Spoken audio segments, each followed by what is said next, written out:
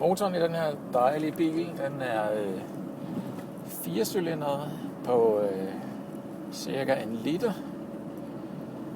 Og så har den indsprøjtning og turbo. Så det er jo dejligt. Den har cirka omkring 80 hestekræfter. Så den er ikke sådan super kvik, men den er ret lille og vejer ret lidt. Så den kan godt være kvik en gang imellem. Som I sikkert kan høre i baggrunden, så har den automatgear, som er et meget gammeldags automatgear med 3 trin.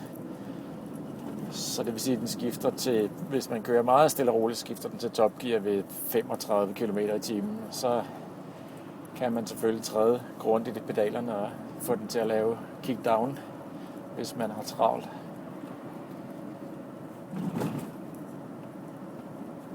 Og der er nogen, der skriver, at den kan køre 100 miles per hour, altså 160 km i timen, og det synes jeg også næsten en gang, jeg har fået den til en mørk nat nede i Tyskland, hvor man gerne måtte køre så hurtigt. Men den kører bedst omkring en 80-90 km i timen på grund af de der 3 trins automatgear, så ved 100 km i timen, der er man lige omkring 4.000 omdrejninger, så man bliver lidt træt i ørerne af at køre hurtigt i den. Den blev kun solgt i Japan i et år, 1991. Men på grund af at rattet sidder herovre i den japanske side, så er der mange, der har taget den til England, hvor jeg så har hentet min. Faktisk ret midt i London måtte jeg hente min, så da jeg skulle hjem med den, så tog det sådan cirka en halv dag at komme ud af London, og så derefter en dags tid, og så kom hjem med den.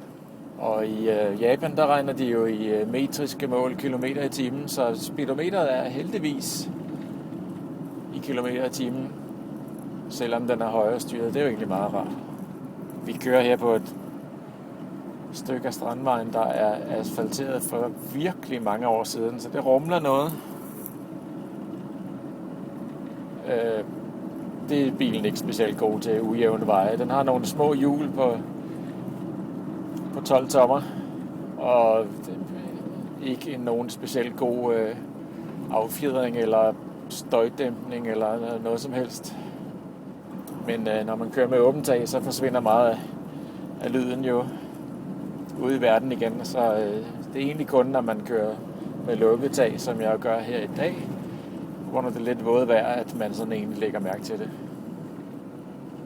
Vejbump er den også utrolig dårlig til.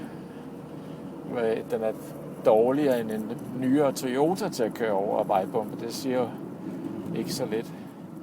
På grund af, at der er turbo, så opstår der virkelig meget varme i motorrummet. Så hvis man kører med varme på en kølig dag, så kommer der rigtig dejligt meget varme. Det er næsten så man kan brænde sine fødder, hvis man har sine lange ben helt nede ved, hvor varmen kommer ud, hvis man har sat den nedad. Men den overopheder dog ikke, heller ikke på virkelig varme dage, når man kører i tæt trafik med kø. Så det virker. Ja, jeg vil køre det et par 1000 kilometer, eller det ved jeg ikke, 5.000 kilometer i den, siden jeg fik den. Speedometer, eller kilometertælleren, det virker ikke sådan super godt. Det jeg har fundet på at gå i stå på et tidspunkt, så jeg tanker bare en gang imellem, sådan hver anden, tredje uge, og så kører jeg videre. Det virker ikke til, at den bruger super meget benzin. Der er nogen, der siger, at den godt kunne køre omkring en 15 km på literen, men jeg tror kun, jeg kan få den til at køre en sådan 10-11 stykker eller sådan noget. Det er som sagt lidt svært at måle, når nu kilometertælleren den ikke virker specielt godt. Der er heller ikke nogen triptæller i. Men resten virker faktisk. Elantennen, den virker også. Airconditioningen er desværre den gammeldags type gas, der hedder R12, som er, jeg ved ikke om den er forbudt, men den er i hvert fald umulig at købe. Så, og på de 29 år bilen er blevet efterhånden, der er det meste af det gamle R12 altså fæset af. Så den køler ikke lige, den airconditioning, den virker, men den køler ikke på grund af, at der ikke er noget nok gas i. Men det er jo også lige meget, når man har en dejlig kalage, man kan klappe ned.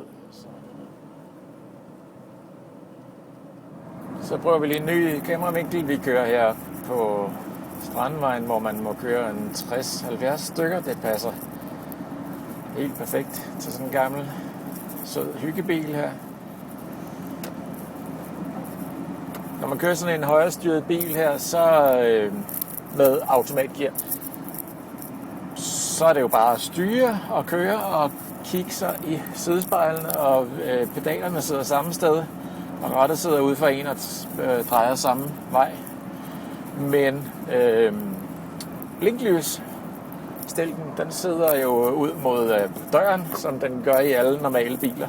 Så det vil sige, når rattet sidder i den anden side, så sidder blinklys-stilken på den anden side. Så hvis man tænker over det,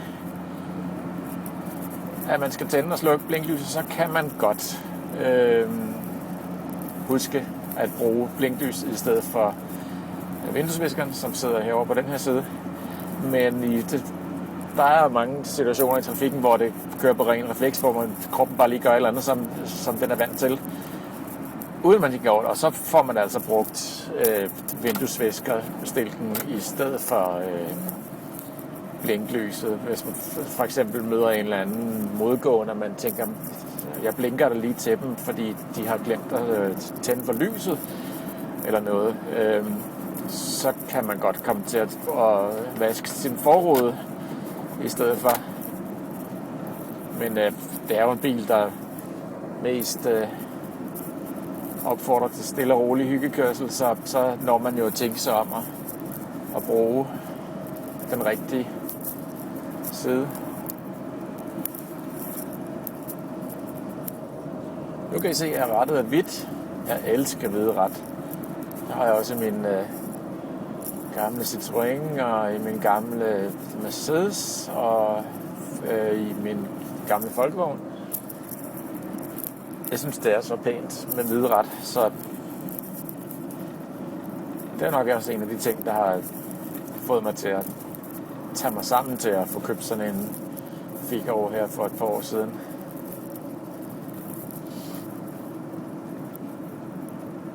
Så er vi nået til Humlebæk, og så skal vi prøve en rundkørsel. Heldigvis er kun en lille en. Det er bilen heller ikke særlig god til. Og endda trafikbom og rundkørsel her. Sådan der. Så kan I sikkert høre mit instrument, og der rumler lidt her, fordi vi lige er nede i tomgang. Ja, der er mange ting, der er i plastik, og bilen har haft et par ejere før mig i mange år, så der er blevet pillet lidt med nogle ting hister her. Der er nogle ting, der sidder løse, og nogle plastikpropper, der er faldet ud efterhånden. Jeg har skruet nogle ting på plads, selvfølgelig, da jeg fik bilen, men der er lige lidt rumlen og larm i kabinen her fra lidt plastikhister her. Man må så sige, det er jo noget utroligt pæn plastik, hvid plastik, og vinyl, og sæderne her, det er læder. Der er gjort noget ud af tingene. En ting, der er virkelig rart, eller det er i hvert fald sjovt, det er, når man trykker lidt på speederen, så kan man høre turboen sådan lige spænde op. Og Det må man lige huske at gøre et par gange hver dag, når man kører i den. Og så hvis man trykker endnu mere på speederen, så får man også pludselig mere fart på. Det kan vi jo godt lige prøve at se, om vi kan indhente de der biler, der kører foran her. Ja, der var både kickdown og turbofløjt.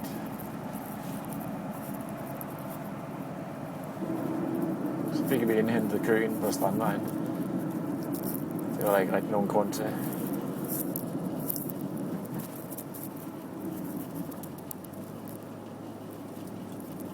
Man kan måske bedre høre det, når kalechen er nede. Det er den altså ikke nu, fordi det er bare noget gråt støvregnevejr.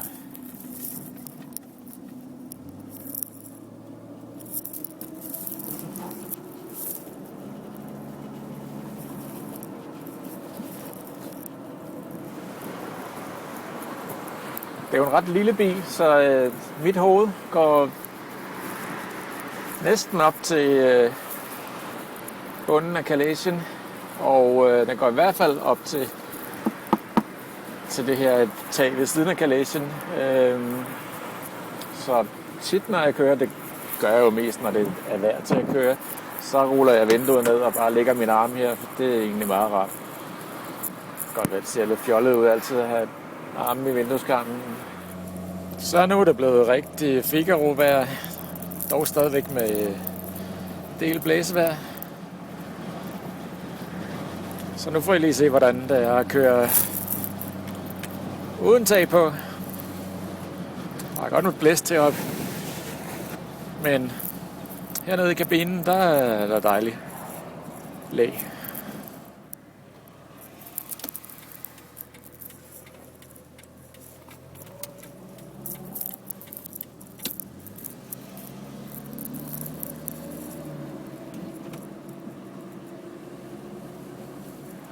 Så prøver vi lige et trafikbump her. Det gik nogenlunde. Og så prøver vi et venstresving med pile. Det kan den også sagtens. Sikkert dejligt vejr. Skal man huske at tage solcreme på? Det har jeg ikke husket.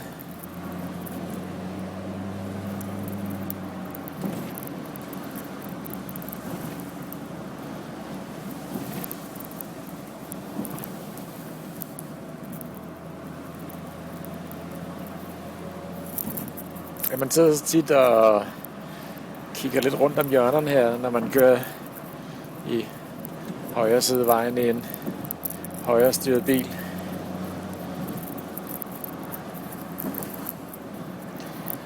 Men jeg synes nu sjældent, at udsynet er noget problem.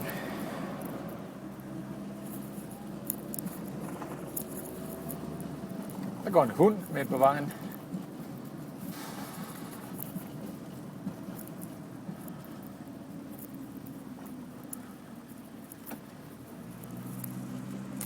Den flytter sig. En hund. Ja. Nå.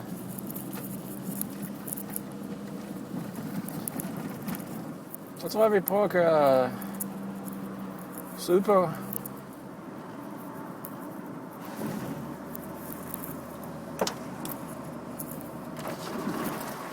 Ja, der er elruder i den her fantastiske bil. Langsomme gamle elruder.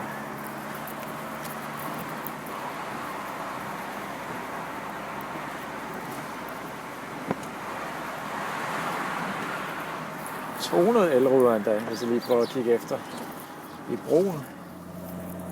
Det er en dejlig vej. Og udsigt. Kan man sikkert ikke se på skærmen. Det er dejligt at køre for luft og duft ned i hovedet.